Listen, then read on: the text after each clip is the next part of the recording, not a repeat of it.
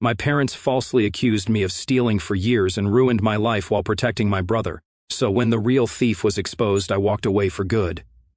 Hey everyone, this is something that happened to me years ago, but guess what? My family decided to drag it back into the spotlight recently, so here I am, putting it out there. I've been sitting on this story for so long, and honestly, I still don't know how to process it all. Here's the deal. I'm 23 now, but this story starts when I was 15, and man, it still messes with my head sometimes.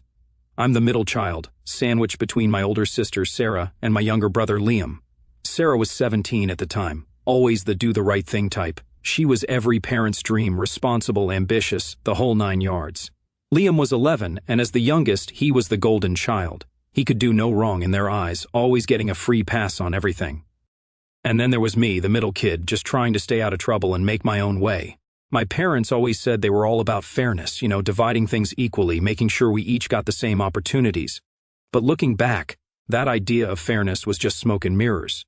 They treated Sarah like the future CEO of the family, Liam like the baby they needed to protect, and me like, well, just there, not bad enough to be a problem, but not good enough to shine either. Now, my dad had this collection. He wasn't into stamps or coins like some people. It was pocket knives, baseball cards, and a few autographed baseballs. He had a whole shelf in his bedroom dedicated to these things, like some kind of shrine. He'd tell stories about where each item came from, how much effort he put into getting them, or what they were worth. It wasn't my thing, but hey, he loved it. Some of the stuff was valuable too, not crazy money, but enough that he was proud of it. But things from his collection started to disappear. The first thing that went missing was a pocket knife. It wasn't just any knife, it was his favorite. He'd shown it to me before, going on about how it had a unique design and how he traded with a collector to get it. One morning he noticed it was gone. At first it was just a mild annoyance. He thought he misplaced it or maybe left it somewhere. But then, a week later, one of his baseball cards disappeared, and then another knife. It didn't take long for him to start getting suspicious. He asked all of us about it, me, Sarah, and Liam. I didn't think much of it at first because honestly, why would I care? I told him straight up, I haven't seen it. Sarah and Liam said the same, but something about the way he looked at me felt off, like he didn't believe me. Then came the day everything changed. He found one of his missing knives in my room. I'll never forget it. He barged in, holding the knife like it was evidence in a courtroom. "Why is this in here?" he demanded. I just froze. I had no clue how it got there. I told him, I don't know, it's not mine. But he wasn't buying it. "Don't play dumb," he said. "This is my knife. What's it doing in your room?" From that moment on, I was under a microscope. Every time something went missing, it was automatically my fault. It didn't matter what I said or how much I denied it, they'd already made up their minds. The thing is, I genuinely had no idea how that knife got there. To this day, I don't know if Liam planted it or if it somehow ended up there by accident. But that didn't matter to my parents. To them, the fact that it was in my room was all the proof they needed. And it wasn't just my parents. They started talking about it with the rest of the family. My grandparents, aunts, uncles, cousins, everyone knew. Every time we had a family gathering, it felt like I was under a spotlight. People made comments, sometimes subtle, sometimes not. My uncle once said, "Better keep an eye on your wallet around him," and laughed like it was a joke. My grandma would give me these looks, like she couldn't believe I'd turned out this way. At school, things weren't much better. My mom told one of her friends what was going on, and that friend happened to be the mother of a kid I went to school with. You can guess what happened next. It spread like wildfire. Suddenly, kids were whispering about me in the hallways. I'd hear things like, "Isn't he the one who stole from his dad?" I kept my head down, but it wasn't easy. I mean, how do you prove you didn't do something? The more I denied it, the guiltier I looked. It felt like I was trapped in this game where no matter what I did, I couldn't win. Liam, on the other hand, seemed totally unbothered by the whole thing. He was always in the background, playing his games, doing his homework, acting like the innocent kid he was supposed to be. Sarah stayed neutral, not wanting to get involved, which hurt in its own way. I thought maybe she'd stick up for me, but she didn't. She just kept her distance, like the whole thing was beneath her. The worst part wasn't even the accusations. It was the way it made me feel about myself. I started to doubt everything. I'd keep replaying every interaction in my head, trying to figure out if I'd done something to deserve this. I even wondered if I was somehow stealing in my sleep or forgetting about it. I know how crazy that sounds, but when everyone around you treats you like a thief, it messes with your head. My parents kept saying, "We're just trying to help you learn from your mistakes." But what mistakes? I didn't do anything. At least I didn't think I did. The line between what I knew and what they believed started to blur. I began to isolate myself. I stopped hanging out with friends because I didn't want to answer questions about why I couldn't go out or why I looked so stressed all the time. I stayed in my room as much as possible, trying to avoid my parents and their endless questions. What else have you taken? Are you lying about this too? It never stopped. By the end of that year, I felt like a stranger in my own house. I didn't trust my parents, my siblings, or even myself. All I wanted was for someone, anyone, to believe me. But that wasn't going to happen. So after my dad found that knife in my room, things went from bad to worse. It was like I'd officially been branded as the thief, and there was no coming back from it. My parents decided they needed to teach me some kind of lesson, and let me tell you, they were not playing around. A few weeks later, things kept disappearing. One of the autographed baseballs was missing, and this wasn't just any ball. It was signed by his all-time favorite player, the one he always bragged about. I heard him yell from his room, "Where the hell is it?" My stomach dropped. I was sitting on my bed, already tense, and when I heard the anger in his voice, I started shaking. I didn't even know why I was nervous. I hadn't done anything wrong, but I couldn't stop the panic from creeping in. I heard heavy footsteps coming toward my room, and I knew what was coming next. My door flew open, and there he was, holding the empty display case like it was some kind of smoking gun. "You've got 5 seconds to tell me where it is," he snapped. I stammered, trying to say I didn't have it, but he cut me off. "Don't lie to me again. I've had enough of your crap." His voice boomed so loud I thought the walls might crack. I could barely get a word in before he started tearing through my room like a tornado.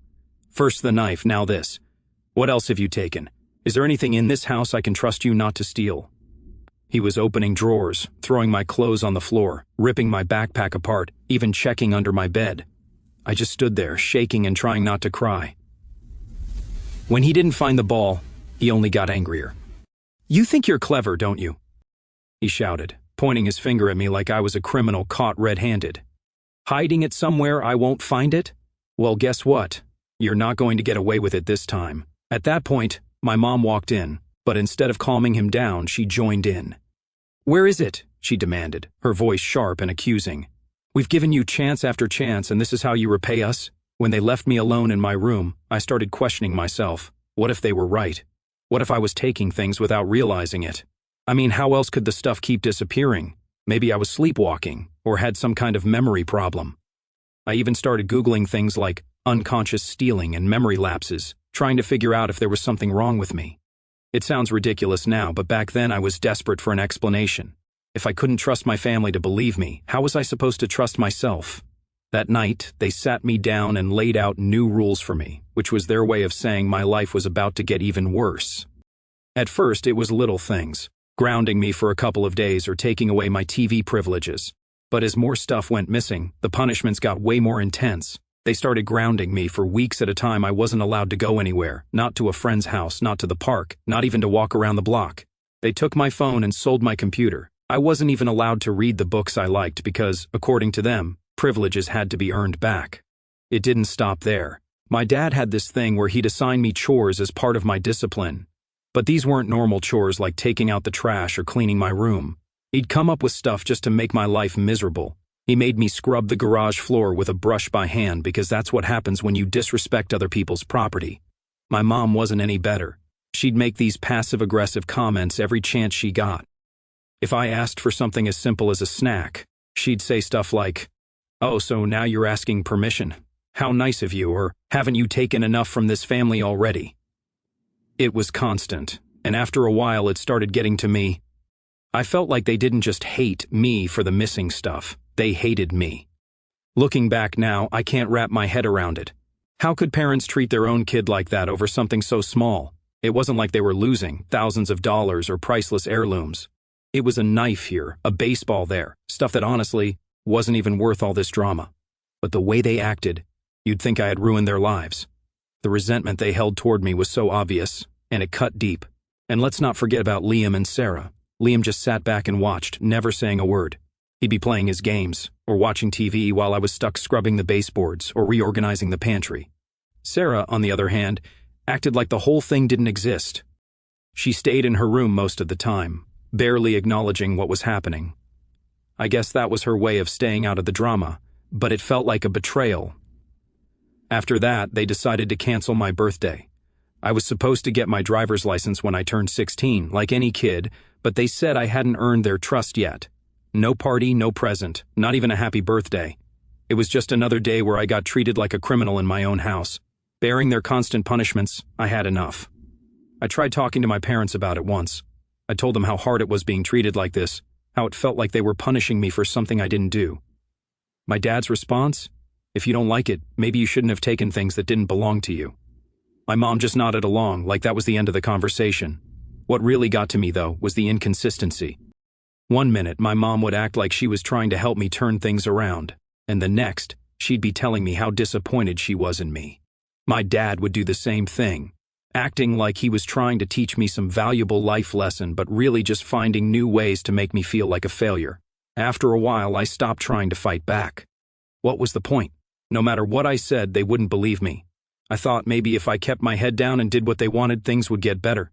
By the time I turned 17, I wasn't the same person I used to be. The constant accusations, punishments, and isolation had done a number on me. I wasn't just angry anymore. I was tired. Tired of trying to explain myself, tired of hoping things would get better, and tired of feeling like the black sheep of my own family. What happened to me at 15 stayed with me as I grew older, shaping how I saw myself and the world around me. Even now, I catch myself doubting my own worth, questioning whether I deserve the good things in my life, or waiting for the other shoe to drop, even when things are going well. It's like the version of me that got crushed by their mistrust never fully recovered. My parents didn't treat me like a son anymore. They treated me like a problem they were stuck with. Every interaction with them felt like they were just waiting for me to screw up again. My dad would barely even look at me unless it was to yell or question me about something that had gone wrong. He acted like every mistake, no matter how small, was proof that I couldn't be trusted. If I forgot to do a chore or left something out of place, he'd snap, "Of course you can't even do this right." My mom wasn't any better. She'd stopped trying to hide her disappointment in me altogether. Anytime she spoke to me, it was either to lecture me about responsibility or to remind me of how much I'd let them down. She had this way of sighing every time I walked into the room, like just seeing me there was enough to ruin her day. Even when I tried to avoid them, it wasn't enough. I stayed in my room too long, she'd come in and say, "You're not going to hide away forever. That's not how you fix things." But when I did try to engage, it only gave them more chances to remind me how much they didn't trust me. They also stopped giving me any benefit of the doubt. If something went missing, even something small like a pair of scissors or a pack of batteries, the blame automatically landed on me. My dad would say, "Let me guess, you have no idea where it went," with that tone that made it clear he thought I was lying. It didn't matter how many times I denied it or how logical my argument was. They'd already decided I was guilty. The worst part was the constant anxiety. Every sound in the house made me jump, like I was always waiting for the next explosion, the next accusation. I'd catch myself panicking over the smallest things, like leaving my room messy or accidentally knocking something over. Even when I wasn't being yelled at, my brain would convince me that I was about to be. It was like walking on a tightrope, except I didn't know when or if I'd fall.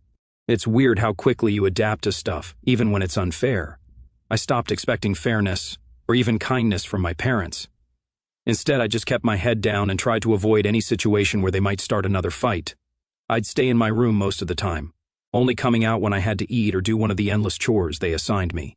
Fast forward a few years. I'm 23 now, living on my own, doing my thing. I moved out right after I turned 18 and never looked back. I'd barely talked to my family since then. Maybe a quick text here or there during the holidays, but that was it. For the most part, I kept my distance. Then, one random afternoon, my phone rang. It was my mom. Honestly, I almost didn't pick up. We hadn't had a real conversation in years, and I wasn't in the mood to fake a polite chat. But something told me to answer, so I did. Right away, I knew something was off. Her tone wasn't the usual casual I was used to. It was hesitant, almost shaky. Sweetie," she started. "I hope you're doing well. I need to talk to you about something." I didn't say much, just a quick, "What's up?" because I honestly had no idea where this was going. That's when she hit me with it. "Things have been going missing again," she said. I sat up straighter. "Missing? Like what?" She listed off a bunch of things, some of my dad's collectibles, cash from their wallets, and even my mom's jewelry. It was a lot more serious than the stuff from years ago. But she continued, "This time, we knew we had to be sure before we accused anyone." That's when I realized where this was headed. I swear my heart stopped for a second. Were they about to drag me back into this mess? Were they seriously calling me to blame me for stuff I wasn't even there to take? But then she said something that threw me. Your dad set up cameras in the house, she said, and we caught Liam. Liam, my younger brother. The golden child, the one who could do no wrong.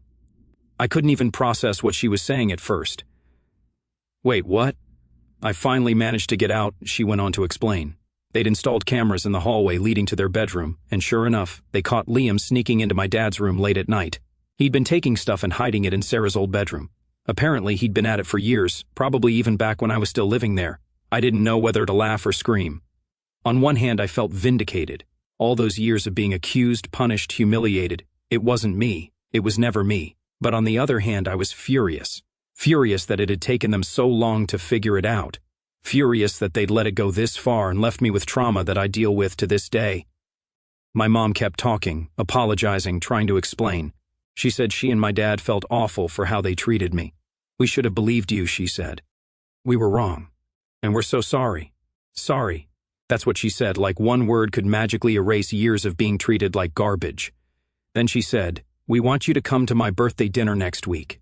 It would mean a lot to us if we could see you and talk about this in person. I didn't answer right away. I just sat there, gripping my phone, trying to decide whether to hang up or let her finish. Eventually, I said I'd think about it and ended the call. After I hung up, my mind was spinning. All these years they'd made me feel like I was broken, like I was a liar and a thief. And now they wanted me to just show up for a nice family dinner and let bygones be bygones? I wasn't sure what to do. Part of me wanted to tell them to shove their apology where the sun doesn't shine, but another part of me, maybe the part that still craved some kind of closure, wanted to hear them out. A couple of days later, my dad, Mark, called me. That was a surprise because he's never been the type to admit when he's wrong. He started off with the usual small talk, asking how I was doing, how work was going. Then he got to the point. I just want to say I'm sorry, he said. I messed up. We messed up. We should have trusted you. Hearing those words from him felt strange. For years, he'd been the one who came down hardest on me, the one who made sure I felt the weight of every punishment. And now, here he was, admitting he was wrong. But then he said something that really threw me. We're going to make it up to you. We're planning something special, and I think you'll like it. I asked what he meant, but he just said, you'll see, and left it at that. In the days leading up to my mom's birthday, I kept going back and forth on whether I should go. I didn't want to forgive them. Not yet, anyway. But I was curious to see what they had to say, what they were willing to do to make things right. At the same time, I couldn't shake the anger. All those years, they treated me like a criminal while Liam got away with everything. And now that the truth was out, they expected a quick apology to fix everything. It wasn't that simple. When the day of the dinner came, I still hadn't made up my mind. I thought about texting my mom to say I wasn't coming, but something stopped me. Maybe I wanted to see if they were serious about making amends, or maybe I just wanted to hear them say it to my face. Either way, I decided to go. So I showed up to my mom's birthday dinner, and let me tell you, I wasn't exactly thrilled to be there. I hadn't seen most of my family in years, and now I was supposed to sit at the same table with them like everything was fine. The dinner was at some fancy restaurant, the kind of place my parents wouldn't normally go to unless it was for something big. My mom greeted me at the door like nothing had ever happened. I'm so glad you came, she said, smiling like she didn't spend years treating me like a thief. My dad was already at the table, giving me this awkward nod, which I guess was his version of being apologetic. The first half hour was weird. My parents tried to keep things light, small talk, asking about work, pretending they cared about my life now. Liam was there too, sitting at the other end of the table, looking like he wished he was anywhere else. I didn't even bother making eye contact with him. But the whole vibe changed when one of my cousins, Emily, decided to stir the pot. She's the type who can't resist making a scene, and this dinner was no exception. Out of nowhere, she says, loud enough for the whole table to hear, "Better keep an eye on your wallets, everyone. You know how things tend to go missing around here." I swear the whole restaurant went silent. My dad tried to laugh it off like it was a harmless joke, but I wasn't having it. I leaned forward, staring straight at her, and said, "Don't worry, Emily. I'm sure your boyfriends say the same thing about you when they're comparing notes." Yeah, it was harsh. Maybe too harsh. But I wasn't in the mood to play nice after bearing her comment. Emily's face turned bright red, and she started tearing up. Her dad, my Uncle Mike, jumped in immediately. "That's enough," he said, glaring at me. "You've got no right to talk to her like that, especially after everything you've put this family through." I couldn't believe what I was hearing. "What I've put this family through," I shot back. "Are you serious right now? After all the crap I went through because you people couldn't figure out who the real thief was, you're still blaming me? Mike doubled down, saying something about family harmony and how I should be more respectful. I couldn't take it anymore. I stood up, looked right at my parents and said, "This is what you created. You turned me into the family scapegoat, and now you expect me to just sit here and take it? Forget it." Then I walked out. I didn't even make it to my car before my dad caught up to me. "Wait," he said, looking more stressed than I'd ever seen him. "You don't have to apologize for what just happened. That wasn't your fault." I stopped and stared at him. "You're damn right it wasn't my fault. But what are you going to do about it?" He didn't have an answer. He just stood there looking uncomfortable. "We're trying to fix things," he finally said. "We really are." I didn't respond. I just got in my car and drove home. A couple of days later, Sarah called me. She hadn't been at the dinner, which wasn't surprising since she'd been living in another state and barely visited. "Mom told me what happened," she said, "and for what it's worth, I think you handled it better than I would have." Sarah's always been the level-headed one, but hearing her side with me felt good. She told me Liam had finally confessed to everything, not just the recent thefts, but the stuff from years ago too. According to Sarah, my mom had a complete meltdown when she found out. "She's been crying for days," Sarah said. "She feels awful about how she treated you." "Good," I said. "She should feel awful." But that didn't mean I was ready to forgive her. Later that week, my mom called again. This time she sounded more desperate than apologetic. "We want to make this right," she said. "Your dad and I are selling some of our things to help pay off your student loans, and we're planning to get you a new car. It's the least we can do." I told her straight up, "I don't want your money, and I don't want your car. You can't buy your way out of this." She started crying again, but I didn't care. For years I'd been treated like the family screw-up. And now they thought a few expensive gifts would make me forget about it? Not a chance. But things shifted when Liam got arrested. He'd stolen my grandpa's truck and crashed it into a streetlight about 2 miles from their house. The truck was totaled, and my grandparents were furious. They kicked him out and refused to let him come back until he paid for the damage. My parents canceled Liam's college fund to help cover the costs. That's when I found out they'd planned to use part of that money to buy me the car they'd been talking about. The irony was almost funny. When my dad called to tell me about it, he sounded more defeated than I'd ever heard him. "We've made so many mistakes," he said. "I don't expect you to forgive us, but I hope you'll at least let us try to make things right." I didn't know what to say. Part of me wanted to believe him, to give them a chance to fix things, but the other part of me, the part that had spent years being blamed, punished, and humiliated, wasn't ready to let it go. I told him I'd think about it, but deep down I already knew my answer. After everything that happened, the dinner, the arguments, the endless calls from my parents, I was done.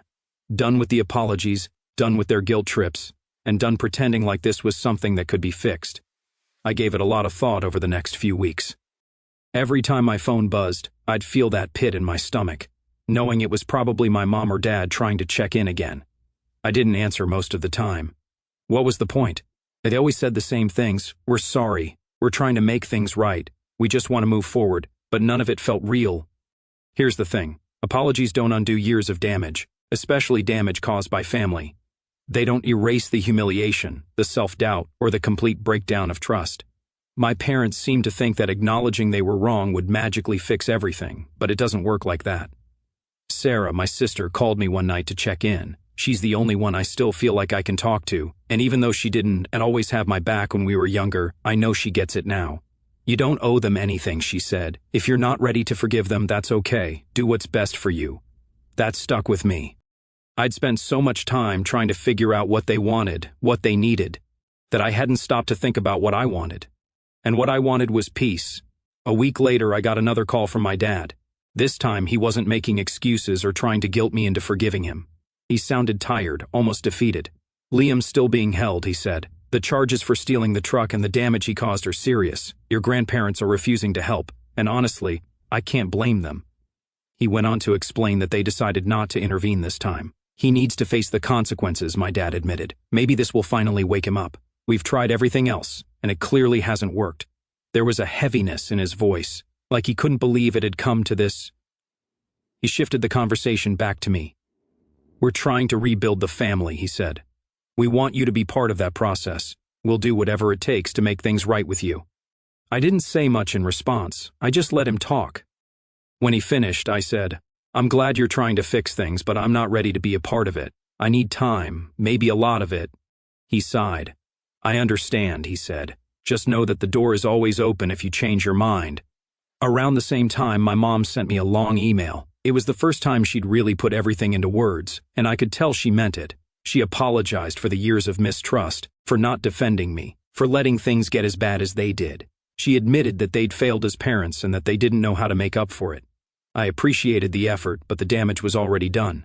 I'd spent years trying to make them see me for who I really was, and now that they finally did, it didn't change the fact that they'd already broken me. The truth is, I don't know if I'll ever forgive them. Do I let go of all the anger and move forward? Honestly, I feel like I've been so much better off without their constant drama since leaving. I've built a life for myself that feels lighter, freer, and honestly, more at peace. I don't know how they crawled back into my life again. I'm exhausted just thinking about going back into that dynamic, even if they're trying to change. For now, I'm staying where I am, on my own, figuring out what I really want. I'll keep you all updated if anything changes, but for now, this is where I'm at. Final update. Hey everyone, it's been a while since I last shared what was happening, and things have taken a turn. After everything that's gone with my family, I finally hit my breaking point. So Liam ended up getting out of his arrest. My parents apparently scraped together enough to help him post bail, and the court let him off with probation since it was his first major offense. But even though he's out, he's still in trouble. Sarah told me that he's staying with our grandparents, but they're keeping him on a tight leash. He has to get a job, pay them rent, and follow strict rules to prove he's growing up. You'd think after all of that, he might show some remorse or try to change, but no. According to Sarah, Liam's been sneaking money from my parents' emergency savings account to buy video games and snacks. It's not as dramatic as stealing a truck, but it's enough to make me realize that nothing has changed. Meanwhile, I couldn't help but compare. I was cast out for years over something I didn't even do, and here they were bending over backward to give Liam chance after chance. When it came to me, their solution was to treat me like dirt until I left. But for Liam, they couldn't bear to cut him off, no matter how much damage he caused. That's when I made my decision. I sat down one night and wrote out a message to my parents. I kept it short and direct. No long explanations, no arguments, just the truth. I basically said, I appreciate the effort you've made to apologize and make things right. I really do. But the truth is, I don't think I can ever fully trust you again. The way you treated me for all those years, assuming the worst, punishing me, isolating me, it's something I can't just forget. I need to move on with my life, and that means cutting ties for now. Maybe someday I'll feel differently, but right now, I need space. Please don't contact me anymore. I'll reach out if and when I'm ready. Take care. Sarah called me the next day, and I told her what I'd done.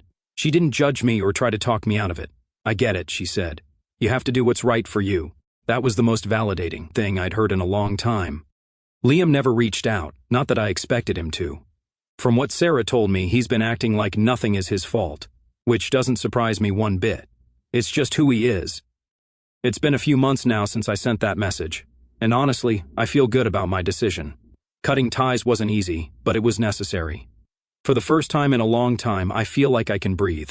I've been focusing on my own life. It's not perfect, but it's mine, and that's what matters. My parents still have a lot of work to do if they ever want a real shot at rebuilding our relationship. Saying sorry isn't enough. They'll have to prove they've changed, and I'm not holding my breath. For now, I'm done being the scapegoat, the target, or the project they think they need to fix.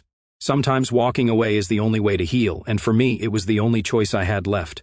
Thanks for sticking with me through this. I'll let you know if there are any updates in the future. For now, I'm focusing on living my life drama-free.